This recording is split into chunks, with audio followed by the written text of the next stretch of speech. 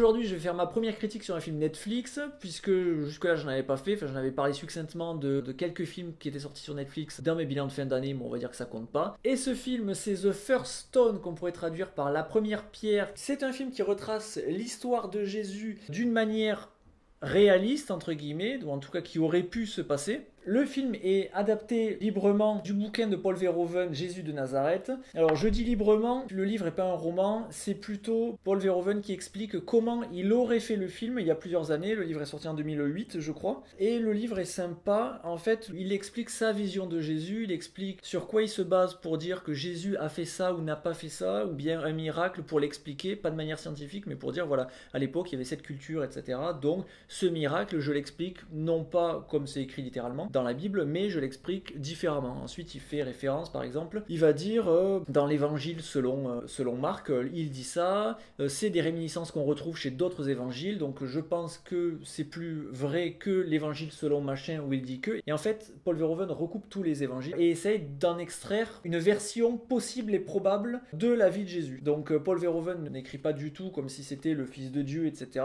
Il écrit comme si c'était un rebelle à son époque qui se dressait contre l'ordre établi, religieux et aussi au niveau de l'occupation des Romains. Donc le livre est bien, des fois il est un peu compliqué à suivre, il faut quand même avoir des bases sur tout ce qui est les apôtres, etc. parce qu'il n'explique pas dedans de souvenirs. Et en tout cas, le livre m'avait donné envie de voir une version filmée. Et c'est pour ça que je suis content aujourd'hui, même si le film n'est pas réalisé par Paul Verhoeven, parce que le film est réalisé par un réalisateur que je ne connaissais pas, qui est Erwin ou Erwin, je sais pas comment ça se prononce, Starvincent, réalisateur hollandais, et d'ailleurs tout le projet est plus ou moins hollandais, mis à part les acteurs, parce que c'est coécrit par Paul Verhoeven du coup, et Gerard Soutman, avec qui Paul Verhoeven a travaillé sur 8 films. En 73, ils ont collaboré sur Turkish Delice, en 75 sur Cathy Tippel, en 77 sur Soldier of Orange, en 79 sur C'est fini, en 1980 sur Spitters, en 83 sur Le Quatrième Homme, en 85 sur La Chair et le Sang, et en 2006 sur Black Book.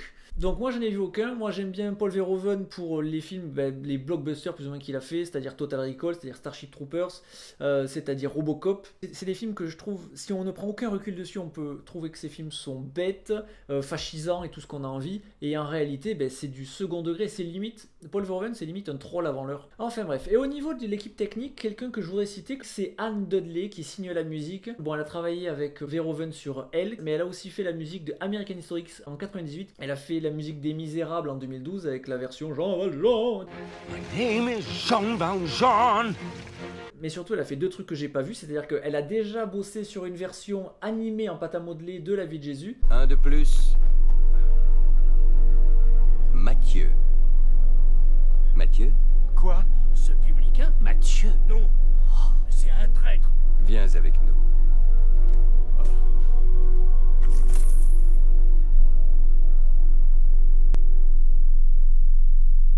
En français, c'est Il était une fois Jésus. Du coup, c'est marrant parce qu'elle a déjà bossé sur un truc de Jésus.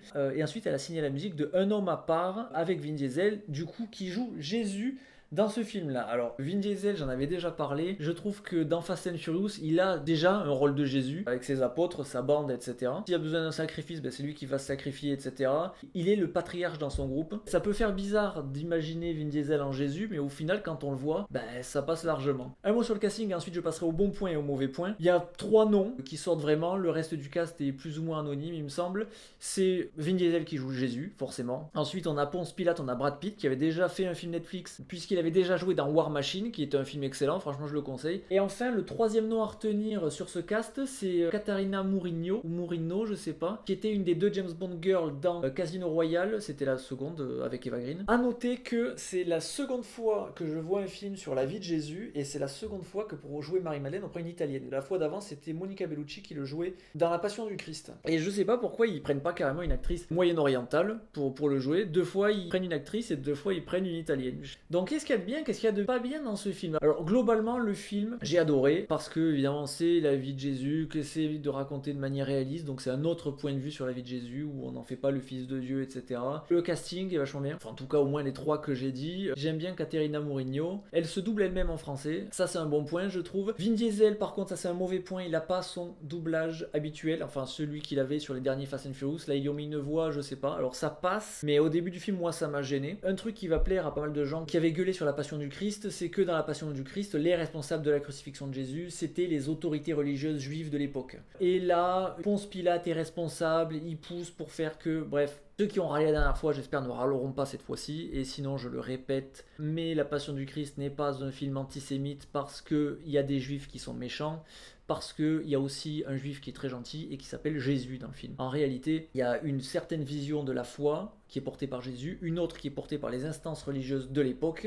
et voilà, c'est tout. C'est un conflit au sein même du judaïsme dans ce film. C'est pas du tout le christianisme contre le judaïsme, c'est n'importe quoi de penser comme ça, quoi. Ensuite, au niveau de la réal, ça m'a quand même fait beaucoup penser à ce que pourrait faire Mel Gibson, dans le sens où il y a quand même pas mal de ralentis, des plans qui iconisent réellement Jésus. Enfin, quand on le voit filmer, on sait que c'est lui le patron, c'est lui le héros de l'histoire. Il n'est pas filmé comme un passant dans la rue, quoi. Moi, c'est un truc que j'adore. Zack Snyder fait ça par exemple avec Superman et Batman, où il y a vraiment des poses iconisantes, où il iconise vraiment par le ralenti, etc.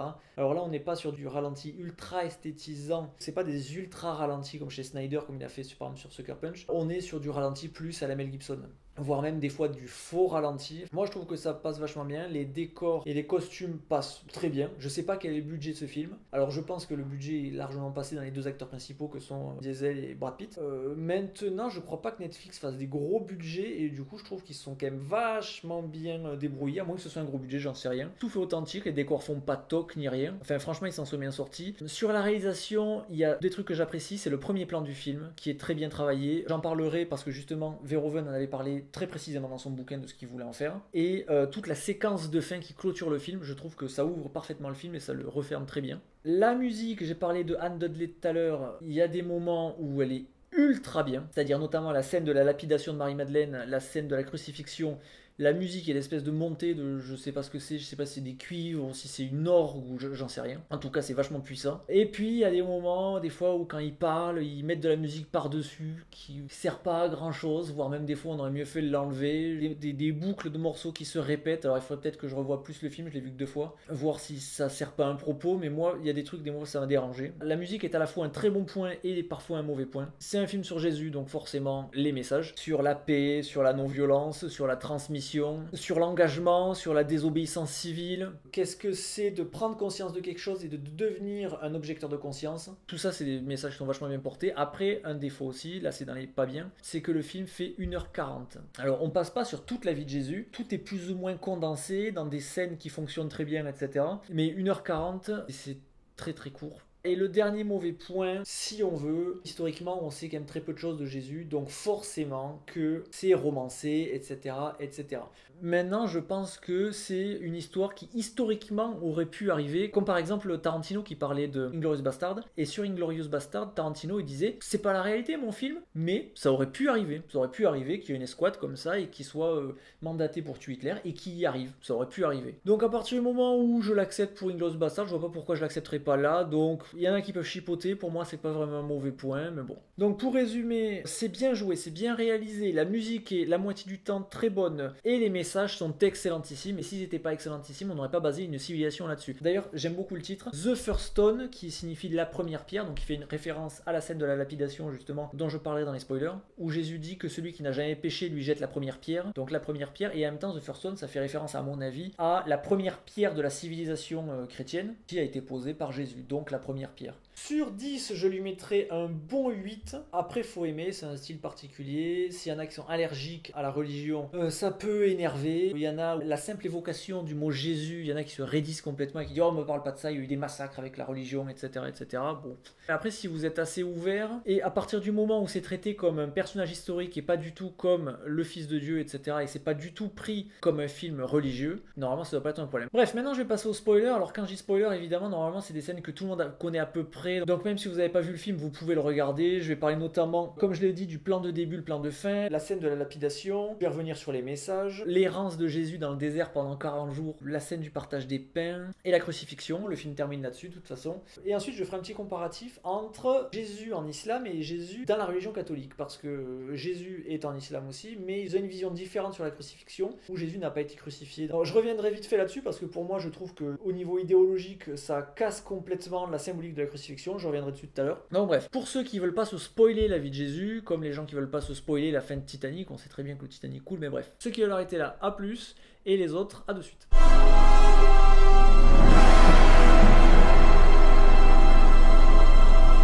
c'est parti pour les spoilers. Je vais revenir sur le premier plan du film. Là, c'est même pas la peine que j'en parle. Je vais juste lire l'extrait. Quand on fait un film, on imagine les choses d'une certaine manière. Puis ensuite, quand on les tourne, il y a des difficultés ou alors on a une nouvelle idée, etc. Et là, ils ont fait exactement la même chose. Donc, je vous lis ce qui est écrit dans son bouquin, page 51. C'est ce qui était censé être le premier plan du film et c'est ce qui est au final. Des pieds nus pendent le long d'une poutre. Des clous fichés dans les chevilles. Hurlement. La caméra glisse vers le haut. Un homme nu apparaît. Il a été crucifié. Zoom arrière. Ce n'est plus un homme crucifié que l'on voit, mais 3. La caméra continue à glisser vers l'arrière et nous apercevons alors 10 personnes, dont des femmes, tous nus. Finalement, nous voyons 200 personnes pendues à autant de croix, le long du chemin tortueux qui mène à Séphoris. La ville est en feu. Les soldats romains emmènent hommes, femmes et enfants. Ils vont être vendus comme esclaves. Nous sommes en Galilée, en l'an 4 avant Jésus-Christ. Nous nous déplaçons vers le centre de Séphoris. Des soldats romains pillent et violent. Une jeune juive, âgée de 16 ans au plus, se cache dans une maison. Sa famille a été assassinée, un soldat la découvre et la viole. Elle s'appelle Marie. Voilà, donc le film démarre là-dessus, et dès le début, on élimine totalement le fait que c'est Dieu qui a fait Jésus en réalité. Et ça, je trouve que c'est ultra efficace parce que ça nous remet dans le contexte, c'est-à-dire que on voit les pieds d'un homme crucifié, on remonte, on voit un homme crucifié, on se dit c'est Jésus. D'accord, on s'éloigne, on voit 2 autres mecs crucifiés à droite et à gauche, on se dit voilà, c'est les 2 voleurs qui ont été crucifiés avec Jésus, ok. Et là, on se recule, on voit qu'il y en a plus, non, c'est pas l'histoire qu'on connaît, et puis finalement, il y en a 200, et en fait, non, on se rend compte que c'est pas du tout la même époque, en réalité, on est avant la naissance de Jésus, et que, la crucifixion, ça se faisait beaucoup et que ça n'avait rien de spécifique à Jésus. Maintenant, on en a fait un symbole pour Jésus, mais en réalité, c'était la base à l'époque. Voilà, tu étais un rebelle, tu pouvais être crucifié. Et au final, Jésus a eu des actions de rebelle, comme quand il a chassé les marchands du temple, par exemple, qui a fait qu'au final, il a été crucifié. C'est ce que dit Paul Verhoeven. Jésus a été crucifié pour ses péchés et non pas pour racheter les péchés de l'humanité. Enfin, les péchés selon les Romains, en fait. Donc là, j'évoquais le fait que Jésus ait chassé les marchands du temple. La scène, je trouve qu'elle fonctionne hyper bien. C'est-à-dire que c'est je sais plus quelle fête, et il y a des marchands qui viennent et qui vendent des animaux pour qu'on les sacrifie. Et Jésus arrive en expliquant que arriver pour acheter tout ce qu'on a fait de mal, payer pour prendre un animal qu'on va sacrifier pour Dieu, ça revient à acheter sa place au paradis, et que c'est pas comme ça que ça fonctionne. Et donc Jésus se met à chasser les marchands du temple, il renverse les tables, il les attrape, etc. Il les pousse, machin bidule. Du coup, il y a une foule qui se crée, et au final, il se retourne vers la foule et il dit que c'est pas en payant qu'on entre au paradis, voire même c'est le contraire. Et là, il dit la phrase très connue de Jésus, il est plus facile pour un chameau d'avoir un chat, il est plus facile pour un riche d'aller dans un chameau, un chat qui connaît un chameau a plus de chances d'être riche, un chameau a plus de chances de faire de la couture avec une aiguille. Il est plus facile pour un chat et un chameau de trouver une aiguille dans une boîte de foin que qu'un riche... il est plus facile pour un chameau de passer au travers le chat d'une aiguille, donc le trou de l'aiguille, plutôt qu'un riche pour entrer au paradis. Oui. Du coup, voilà. Il vaut mieux être un chameau et passer dans une aiguille que être riche pour aller au paradis. Donc voilà, donc c'est ce que je disais. Au final, la place au paradis ne s'achète pas, et voire même si on est riche, c'est pas facile d'y rentrer, quoi. Une scène que j'ai adorée, c'est la scène de la lapidation de Marie-Madeleine. On a Marie-Madeleine qui va être lapidée, donc elle est enchaînée, des chaînes qui sont reliées à un piton qui est enfoncé dans le sol, donc elle peut pas se barrer. Il y a tous les gens qui sont venus, qui ont ramassé des cailloux. On le voit, il y en a qui ont plein de cailloux dans la mer. Il y en a qui sont en colère contre elle, il y en a qui sont contents parce qu'ils vont pouvoir balancer des caillasses sur quelqu'un. Et là, on a une musique très calme qui commence à s'installer, qui fait un peu penser à celle de Gladiator. Tout commence à être au ralenti. Les gens commencent à se préparer à balancer des cailloux. Et là, on a un plan sur un mec en particulier qui lui exulte à l'idée de balancer une pierre. Il attrape une pierre, il la balance. On a un plan sur la tête de Marie-Madeleine qui voit le truc arriver. Elle est en larmes comme pas possible. Elle baisse la tête. Et là, on a la main de Jésus, de Vin Diesel, la main de Vin Jésus, qui rentre dans le cadre en bouchant le cadre complètement et qui chope la pierre. Et là, il y a tout le monde qui s'arrête. Vin Jésus commence à parler en disant la fameuse phrase que celui qui n'a jamais péché lui jette la première pierre. On a Vin Diesel qui est ultra classe avec sa barbe, etc. D'un coup, il a calmé tout le monde. Les mecs osent plus jeter des pierres, sauf un espèce d'abruti, je sais pas, qui ramasse comme une pierre. Et en loose dé, il balance la pierre. Alors, on a une espèce de plan sur les yeux de Vin Jésus qui d'un coup le voit, jette la pierre et les 2 pierres s'explosent, et là le mec part en disant c'est un sorcier, c'est un sorcier. Il part voir les autorités, et là après il fait un discours en expliquant plus ou moins ce que disait Gandhi longtemps après, œil pour œil et le monde deviendra aveugle, quoi. Ensuite, une scène iconique que j'ai adorée, c'est la scène de la division des pains. On est dans une période de famine, etc. Et à un moment donné, on a deux mendiants qui se disputent un pain qu'ils ont trouvé ou qu'on leur a donné, je sais pas comment ils ont eu ça. Et du coup, là, c'est intéressant sur la vision réaliste des choses, c'est-à-dire que dans la Bible, Jésus multiplie les pains, c'est-à-dire qu'à partir d'un, il en fait plein et il nourrit tout le monde. Là, tout simplement, ce qu'il fait, c'est qu'il attrape le pain et à la place de le diviser,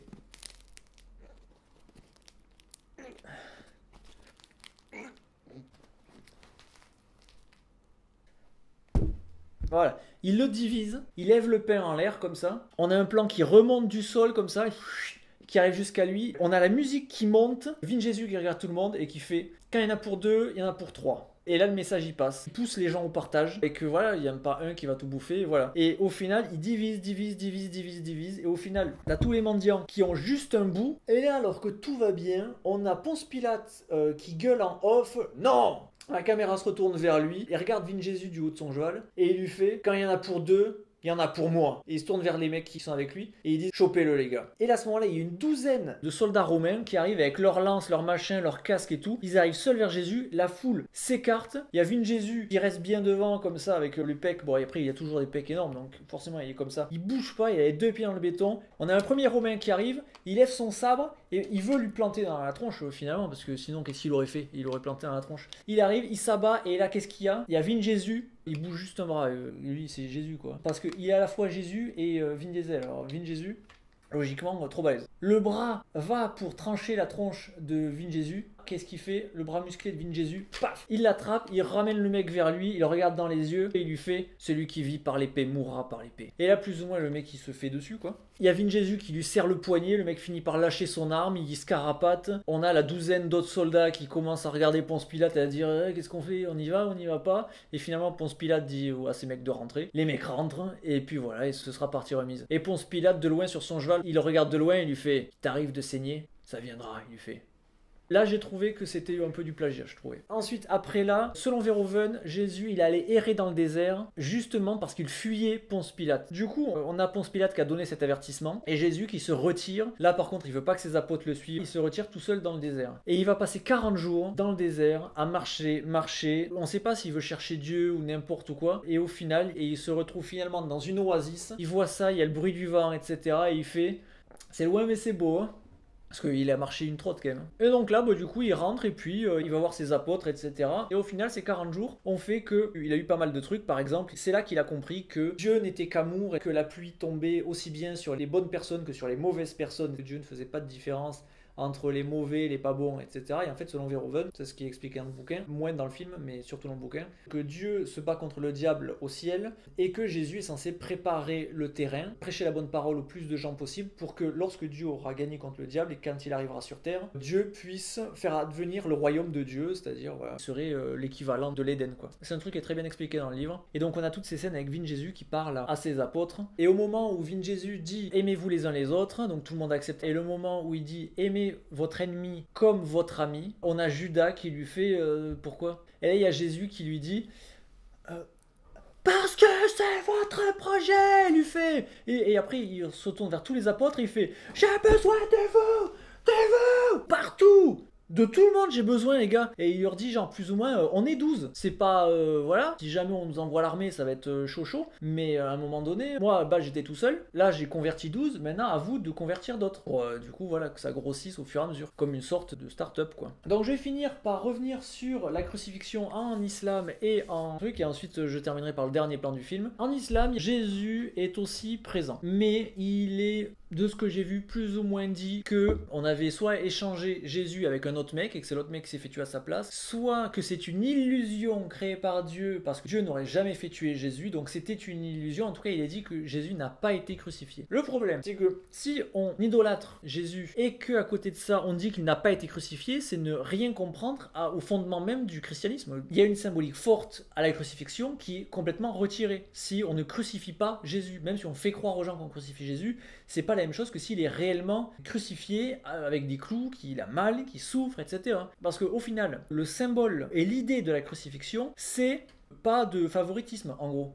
Parce que qu'il soit fils de Dieu ou fils de laveur de carreaux, c'est pareil au final. Dieu n'est pas intervenu pour dire oui, non, mais laissez, c'est mon fils, regardez pas, etc. quoi. Alors que techniquement, Dieu il peut. Hein. Il peut très bien venir et genre dire pop, les gars, je pense que même Ponce Pilate qui croyait pas au même truc, lui il croyait plus à Mars et Vénus et tout, là, les dieux romains. Même lui il aurait dit ok, bon, on le crucifie pas alors, mais ok Dieu, on crucifie pas votre fils ou bien votre pote, ça dépend.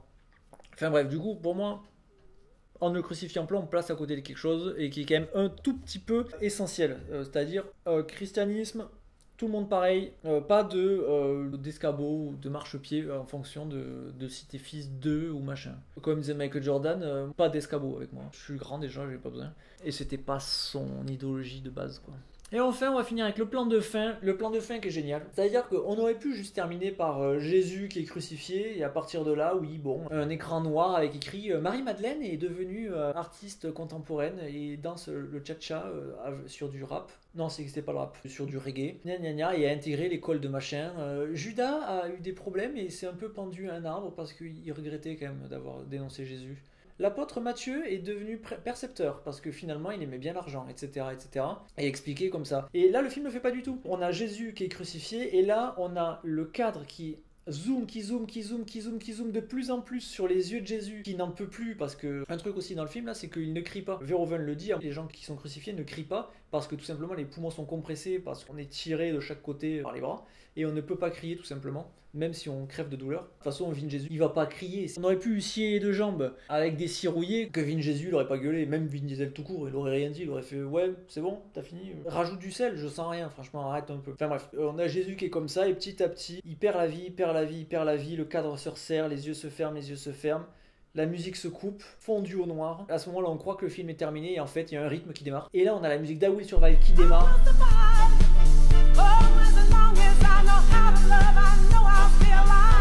Et ensuite on a un montage alterné, parfois avec des split screens, etc. de l'empire du christianisme qui se monte, etc. avec la construction d'églises en time-lapse. Et à côté de ça, des gens qui font des gestes chrétiens, c'est-à-dire le fait de donner à des gens qui ont moins que soi, des chèques de charité qui sont donnés, etc. etc. Et au final, dans ce montage, on s'aperçoit qu'en réalité, on a une institution basée sur l'argent, qui est l'église, et après on a les valeurs de Jésus qui ont été transmises par des gens qui sont pas forcément chrétiens. On a ce montage en time-lapse qui part de l'époque de Jésus jusqu'à aujourd'hui. On a ce montage alterné qui doit durer 2-3 minutes sur la musique de I Will Survive, qui est fort de sens puisque I Will Survive, je survivrai, et c'est vrai que du coup Jésus a posé la première pierre de quelque chose et il a survécu après sa mort. Donc voilà. Et un dernier truc sur l'histoire du vin, il y a quelque chose de très important.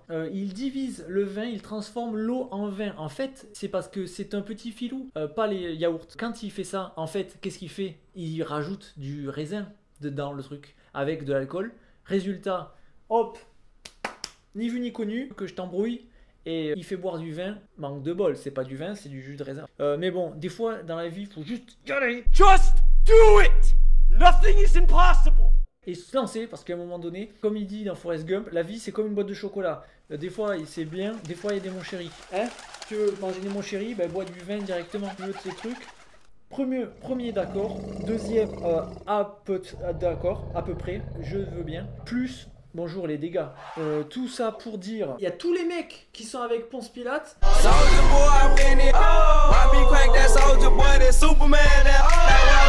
Buvez avec modération. S'il n'est pas là, buvez avec qui vous voulez.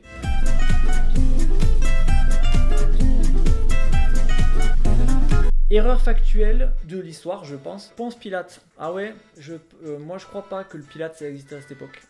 Dommage. La pierre Ponce existait. Donc pour le prénom d'accord. Pour le nom, je suis pas sûr. Désolé.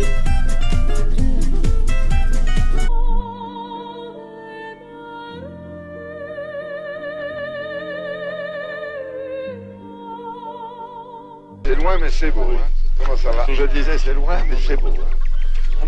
C'est loin mais c'est beau. Hein. Vas-y, c'est loin mais c'est beau.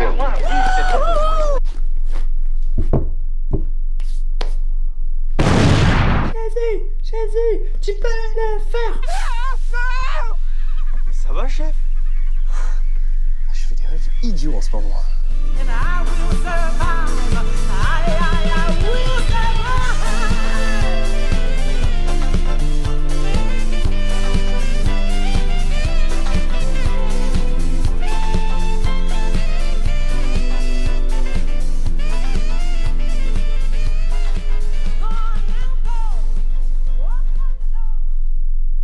N'empêche, ce serait trop bien que ce film il existe vraiment. Verhoeven, Vin Diesel, boum.